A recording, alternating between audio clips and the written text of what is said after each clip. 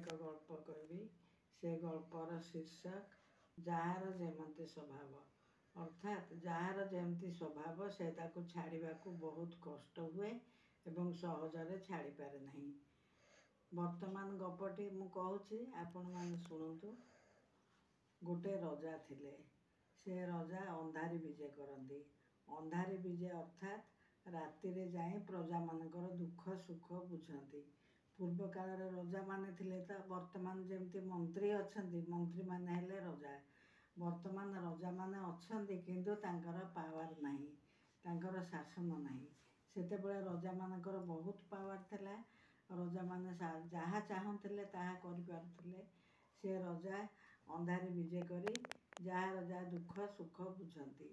ଦିନେ ଯାଉଁ ଯାଉଁ ଦେଖିଲେ ଗୋଟେ ଭିକାରୁଣିଟେ ବସି ଭିକ ମାଗୁଛି ଏବଂ ଦୁଃଖରେ ବସିଛି। ଝିଅଟି ବହୁତ ସୁନ୍ଦର ଥିଲା। ତେଣୁ ରଜା ତାକୁ ଆଣି ନିଜର ରାଣୀ କଲେ। ସେ ଭିକାରୁଣିଟି ରାଣୀ ହେଇକରି ରହିଲା, ମହାରାଣୀ ହେଲା। ରଜାଙ୍କ ରୁମ୍ରେ ସେ ଶୋଇଥାଏ। ଏହିପରି କିଛି ଦିନ ଖୁସି ବାସିରେ କଟିଗଲା। ଦିନେ ସେ ରଜା ମାର୍କ କଲେ, ରଜା ଦେଖିଲେ ଯେ ସେ ଭିକାରୁଣିଟି ରାତି 12 ବାଜିଲେ କାହିଁ ଉଠିକିରି ଯାଉଛି ଏବଂ ସବୁଦିନ ଏପରି ସେ ଯାଉଛି ଏବଂ ଘଣ୍ଟାକ ପରେ ଫେରି ଆସୁଛି। ଏସବୁ ଦେଖି ରଜାଙ୍କ ମନରେ ସନ୍ଦେହ ହେଲା। ଦିନେ ସେ ଗଲା ପରେ, ରାଣୀ ଗଲା ପରେ ରଜା ତା ପଛେ ପଛେ ଗଲେ।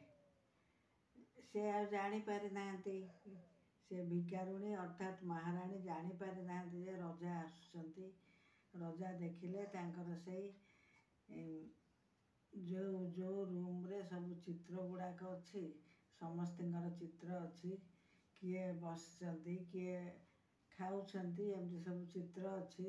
ସେଇ ତାଙ୍କ ହଲ୍କୁ ଯାଇ ରାଣୀ ପହଞ୍ଚିଲେ ଏବଂ ସେଠି ଗୋଟେ ଏଡ଼ିକି ଛୋଟ ପାତ୍ର ଧରିକିରି ତା ପାଖ ଯାକ ବୁଲିଲେ ଏବଂ ତାପରେ କାନ୍ଦି କାନ୍ଦି କହିଲେ, ମୋତେ ଭିକ ମୁଠେ ଦିଅ, ମୋତେ ଭିକ ମୁଠେ ଦିଅ।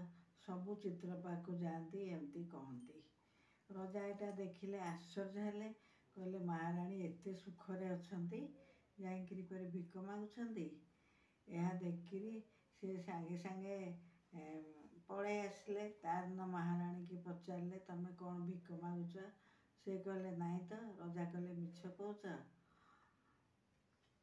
ଭିକାରୁଣିଟି ସେ ମହାରାଣୀ ଅର୍ଥାତ୍ ଭିକାରୁଣିଟି କହିଲା, ମୋର ତ ସ୍ୱଭାବ ରଜା, ମୁଁ ଛାଡ଼ି ପାରୁନି। ତେଣୁ ରଜା କ'ଣ କଲେ, ତାଙ୍କ ଲୋକବାକ ଡାକିକିରି ସେ ଭିକାରୁଣିକି ଯେଉଁଠୁ ଆଣିଥିଲେ ସେଇ ଜାଗାରେ ତାକୁ ଛାଡ଼ି ଦେଇକିରି ଆସିଲେ। କାରଣ ସେ ମହାରାଣୀ ହେବାର ଯୋଗ୍ୟ ନଥିଲା। ତାର ସ୍ୱଭାବ ଭିକ ମାଗିବା ଥିଲା। ସେ ଛୁଆବେଳୁ ସଦାବେଳେ ଭିକ ମାଗୁଛି। ତେଣୁ ରଜା ତାକୁ ଭିକ ମାଗିବାକୁ ଛାଡ଼ିଦେଲେ। ତେଣୁ ଏଇଟା କହନ୍ତି, ଯାହାର ଯେମିତି ସ୍ୱଭାବ ସେ ସ୍ୱଭାବକୁ ସହଜେ ଛାଡ଼ିପାରେ ନାହିଁ। ମୁଁ କାଲି ଫେର ଆପଣମାନଙ୍କୁ ଆଉ ଗୋଟେ ଗଳ୍ପ କହିବି।